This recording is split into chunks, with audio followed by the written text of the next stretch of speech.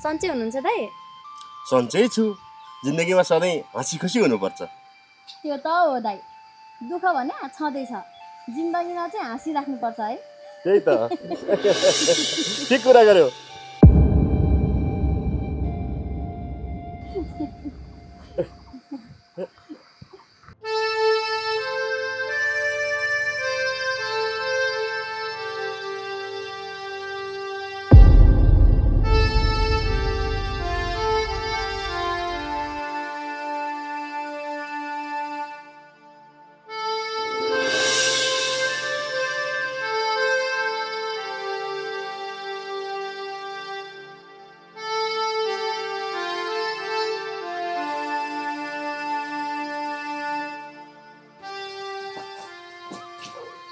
हेर्नेको पनि सीमा हुन्छ नि।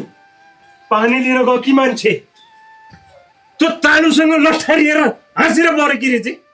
त्यसलाई घरमा त आउनु दिउँ, के गर्छु आज मैले त्यसलाई।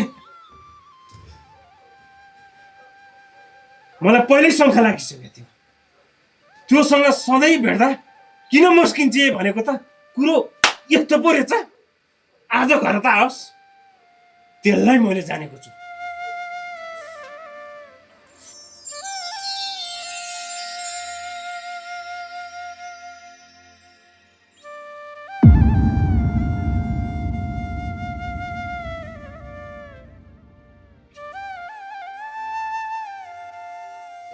एकछिन बक।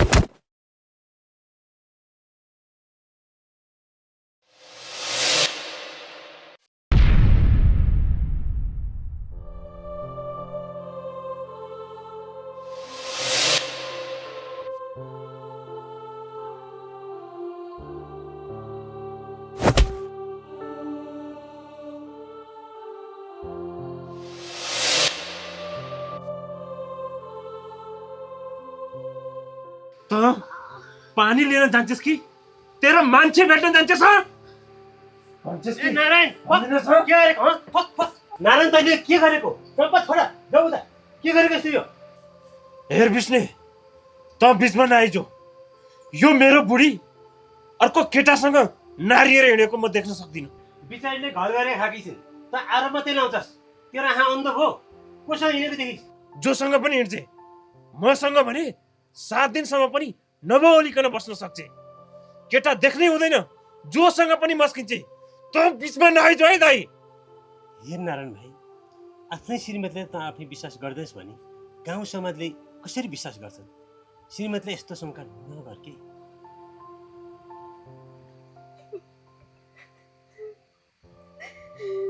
अझै रुन्छेस? त्यो तालुसँग तेरो के सम्बन्ध छ? भन् छिटो। कस्तो कुलङ्गार जन्मेछ, हात छोड, यस्तो नगर के। तँलाई केही थाहा छैन दाइ। मलाई घरमा आएर ठिक्क पार्ने, बाहिर 10 जना केटाहरूसँग लट्ठरिँदै हिँड्ने, आज त म यसलाई छोड्दिनँ नि। भाइ, बुढाबुढीको झगडा त घरमा मिलाउनु पर्छ, यस्तो नगर्नु बुहारीलाई। हेर दाइ, तँलाई केही थाहा छैन। यसले मलाई बुढो मान्नु पर्यो नि त। 10 जनासँग लट्ठरिँदै हिँडेको म देख्न सक्दिनँ, बुझिस् तैँले? आफ्नो आफ्नो नजरको कुरा हो। तेरो नजरले नराम्रो देख्छ होला, तर मेरो नजरले त यो बुहारी जस्तो इमान्दारी यो टोल समाजमै छैन। जेठाजु तेरो सपोर्टमा छ भन्दैमा मक्खन नपर्कटी अघि जोसँग मस्केकी थिइस् नि, त्यहीसँग जा। गयो त। तेरोका नारायण, तँ त्यस्तो नगर्नु न। आइज, छोड्दे, यता आइज, चुप लागेर बस। के गरेको यस्तो? बढी भित्र यस्तो गरेर हुन्छ? तँलाई केही थाहा छैन दाइ। हे भगवान्, के गर्न लाग्यो? हे तेरिका। हेर नारायण, तैँले पनि शङ्का नगर, म तिमी मात्र हो। के भनिस् रे? तँलाई थाहा छ?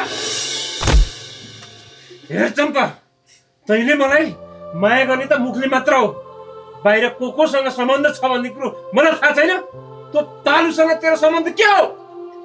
हँ? के भनिस् रे नारायणे? के भनिस् रे? ओइ नारायणे, तँ बाहिर आउँछस् कि म भित्रै आऊ? चम्पा मेरी बुहारी हो, तैँले जे पाए त्यो आरोप लाउँदैमा हुन्छ? जेठाजु बुहारी पनि त्यसै मस्किन्छन्, अहिले आएर पानी माथिको ओभानो बन्न खोज्छस्? ओइ विष्णु, तेरो भाइलाई खुर्कन बाहिर निकाल। आज म त्यसको ढन्डेसु नखुसियाइ छोड्दिनँ। हेर विष्णु, तेरो मुख हेरेर बुहारीको मुख हेरेर म त्यसलाई छोड्दैछु आज। अब आइन्दा फेरि पनि त्यसले मलाई आरोप लायो भने त्यसलाई म छोड्नेवाला छैन, बुझिस् नि? आफ्नो बुढीलाई माया गरेर हाँसी खुसी राख्न जान्नु छैन, दुनियाँलाई आरोप लाउँदै हिँड्छ। आइन्दा याद राख है नारायणे, छोड्नेवाला छैन म।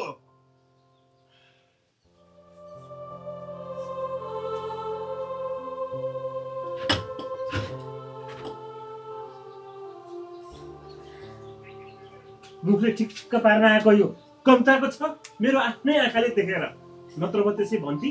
सुन नारायणी, तैँले के भनेको यस्तो? तारुले त मेरो बुहारी भनेर गयो नि। त्यसले बुहारी ठान्यो होला, तर यसले जेठाजु ठानिन होला नि त। रात दिन आँसु बगाएर मलाई नराम्रो देखाएर मेरो घरमा बस्नु परेको छैन। गयो गयो भने त्यो त जन्तु नै जन्मिँदैछ है, फेर्दैन छोडिदिए।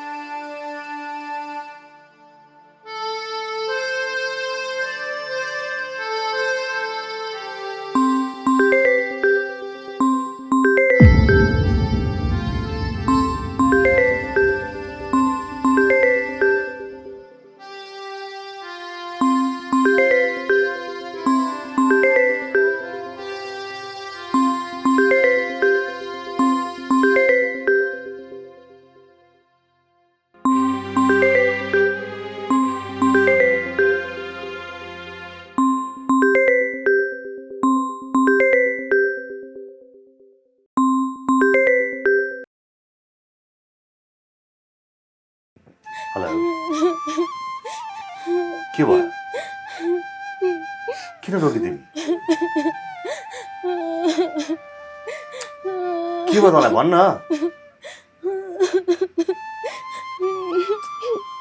खालि रोएर मात्रै बसे। के भयो भन् त? हे भगवान्, कति रोएर बसे कि के? भएको के हो त्यो भन्न? किन रोइरहेकी छिस् त? के भएको भन् त? बोल्दै बोल्दिन नि। ए भन्न बाबा, भन्, के भएको तँलाई?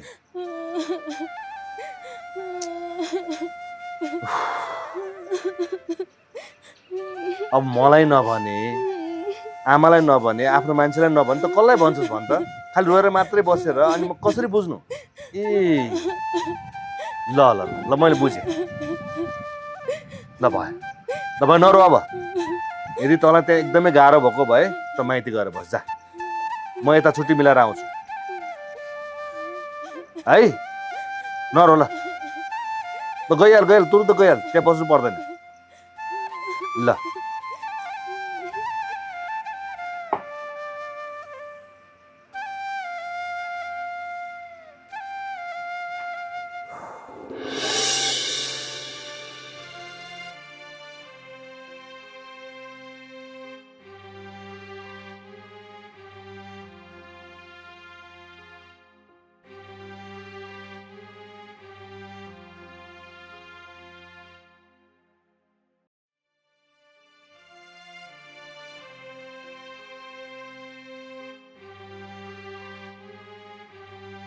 आमा ठुलै खै त ए ठुले ठुले दाइ दाइ दाइ साई जानलाई छ बाबु, छिटो बाहिर आइज।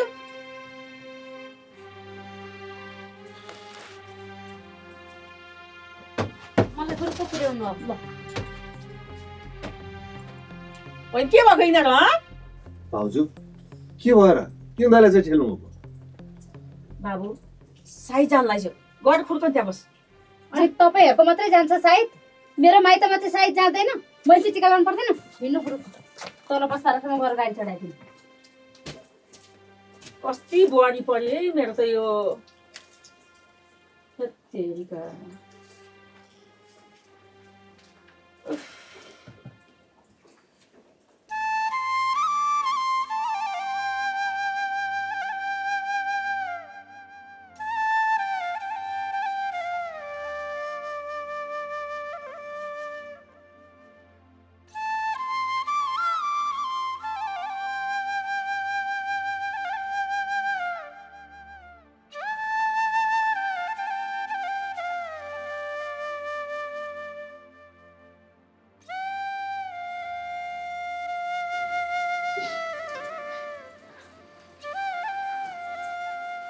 चम्पा नरो के भयो छोड्दे मलाई टिका लगाइदियो नि त आइज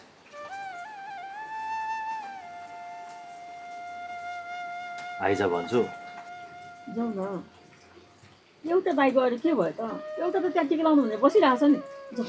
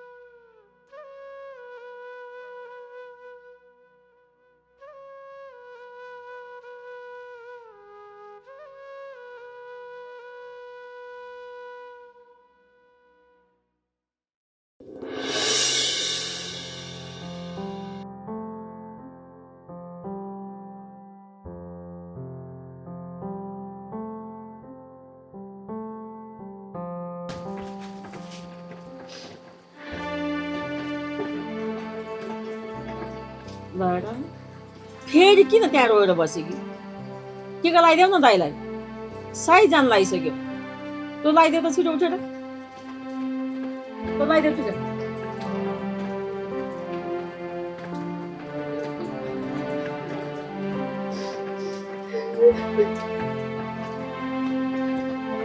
दाइलाई पनि नराम्रो छ लगाइदेऊ छोरी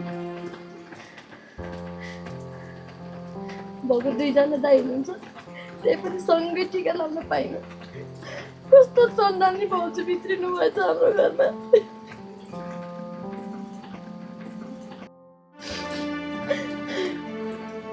नरो टिका लगाइदियो उठ्नु नि नरो त नरो टिका लगाइदियो बिहाको बेलामा पनि कस्तो झरी परेको यो असार साउनको जस्तो ल तिमी दाइलाई टिका लगाइदेऊ म भित्र गएर खाना रेडी गर्छु ल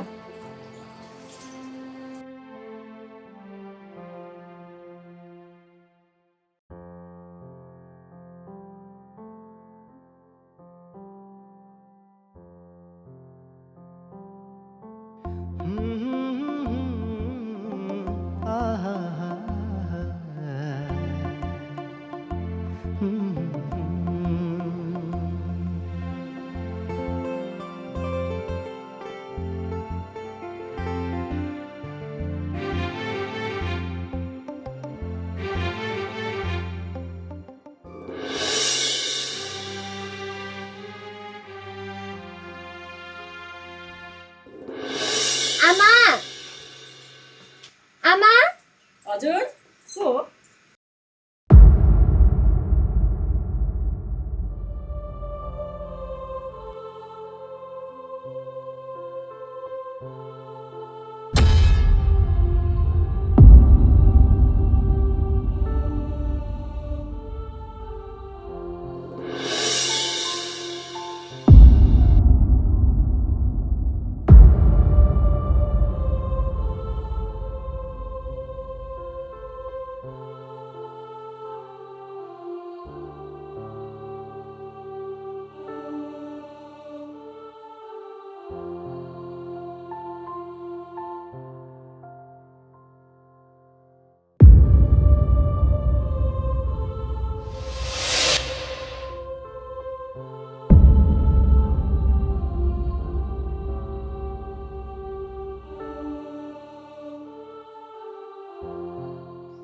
भो नरो सबै थाहा छ तेरो बारेमा मलाई। आमा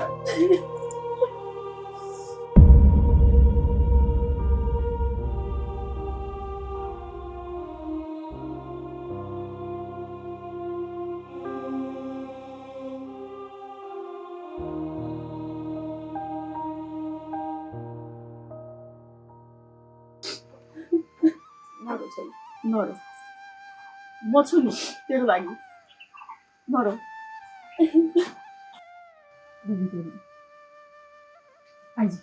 होइन के हो यस्तो बिहे गरेर गएको चेलीबेटी पनि 30 दिनमा 15 दिन माइत बस्नु कस्तो अप्ठ्यारो नलाग्या हो घर गरेर खान कस्तो नसक्या हो म त केही बुझ्नै सक्दिनँ।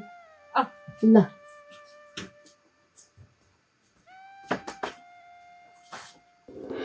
होइन यो बुढा चाहिँ कता मुन्टेछन् क्या बिहान जुरुक्क उठ्यो हिँड्यो बेलुका साँझमा आयो खायो सुत्यो फेरि उठ्यो हिँड्यो बिहे गरेर दिएका चेलीबेटी माइत आएर इज्जत फालेको थाहा छैन। अब हुँदा हुँदा मेरो माइतमा मलाई अप्ठ्यारो परिसक्यो क्या कस्तो चाहिँ घर आँदिछु त्यो तेरो नन्दले घर गरेर किन नखाएको भनेर मेरो माइतमा नराम्रो भो त्यो माइतको छरछिमेकमा लाज भइसक्यो भाइ कहाँ चाहिँ हिँड्यो होला त्यो आमा चाहिँलाई चाहिँ कस्तो लाज नभएको के छोरीको घर बिग्रेपछि छोरी घर गरेर खानुपर्छ भनेर हाम्रो त त्यसो भन्छ नि। आऊ आऊ तिमीलाई अप्ठ्यारो भयो लाज शरम केही छैन। बुहारी किन कराकी यहाँ बसेर तिमी पनि त माइत जान्छौ नि तिमीलाई माइत जाँदाखेरि माइतमा भित्राउँदैनन् तिमीलाई अनि मेरो छोरी माइतमा आउँदा चाहिँ तिमीलाई यहाँ उभिएर छर छिमेक सबैलाई सुनाउनु पर्छ ल हिँड भित्र। आमामा अलिकति नै अप्ठ्यारो लाग्दैन म माइत जान्छु तर घर बिगारेर होइन माइत गए पनि आफ्नो इज्जतले जाने हो नि त महिना महिनै दिन माइत बस्छ नि त। अनि यसरी यहाँ बसेर कराएपछि घर बिग्रियो कि वन बिग्रियो तिमीलाई थाहा छ गाउँले के भन्छन् अनि गाउँले छरछिमेकले साराले फलानुको छोरीले घर बिगारेर आई बसी बेजत भयो भनेको चाहिँ सुन्नुभयो कहिले? बुहारी तिमीले नबिर्स्यौ तिम्रो म सासु हुँ मेरो सासु तिमी होइन। धेरै खिचखिच गरेर बस्दिरहेछ बाहिर बसेर। ए बिहे गरेर गएको छोरीलाई चाहिँ काखा घरमा भएको बुहारीलाई चाहिँ पाखा त्यस्तो कुरा चाहिँ बुझ्ने होइन। अनि म सासु रे सासुको हैसियतमा बस्नु पर्यो नि त आमा। नि छिमेकीहरूले के भन्यो होला हिँड भित्र यहाँ बसेर अमिता देखेर बस्दिरहेछ। बुहारी मान्छे भएर बाहिर आँगनमा बसेर डङ डङ डङ डङ डङ हुने गरेर कराएको छ अलिक बिस्तारै कराउनु। बिस्तारै गराउनु त त्यस्तो बाटो पनि हुनु पर्यो नि त हाम्रो घर। यहाँ सुन त बुहारी त्यो पनि मेरो छोरी हो तिम्रो जति अधिकार छ मेरो छोरीको नि त्यति नै छ। यहाँ आएर बस्न पाउँछ के मेरो पाल्ने क्षमता छ र त आएर बस्नु त पाले भइगयो नि त नकरेकन बस अब केही भन्ने होइन त्यहाँ। बुहारी मान्छे भएर बिस्तारै बोल्न नजान्ने नरो छोरी किन रोकी?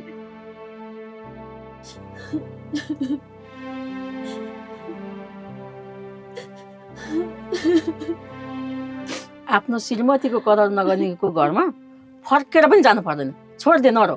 नानीको घर नहुनुमा तपाईँको ठुलो हात छ आमा। बिहे गरेर गएको घर गरेर खानुपर्छ भन्ने सोच्नु पर्दैन।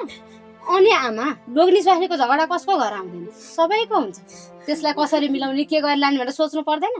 घरमा घर गरेर खान सकेन भनेर लिब्रिक लिब्रिक माइत आएर बसेपछि कहाँ हुन्छ त घर। अस्ति तँ पनि 2 महिना गएर माइत बसे अस्ति त मैले केही भने तँलाई?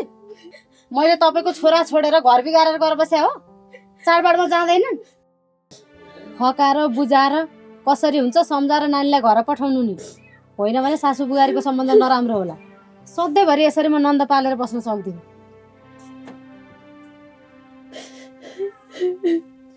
छोरी नरो तेरो लागि म छुँदैछु नि यो जहिले पनि यसरी कराउने हो कराउन देऊ। रुनु न छोरी नरो के रे घरमा पनि दुःख पाइस् यहाँ पनि भाउजूले पसी खान दिनु के गर्नु छोरी धेरै दुःख पाइस् तैँले।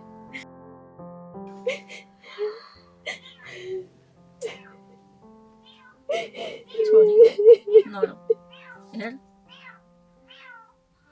त किन रुन्छस् यो घर मेरो हो तैँले दुःख मान्नु पर्दैन म छु तेरो लागि। नरो छोरी नरो नरो मेरो घरमा मेरो छोरी पनि अटाउँछ बुहारी पनि अटाउँछ छोरो पनि अटाउँछ।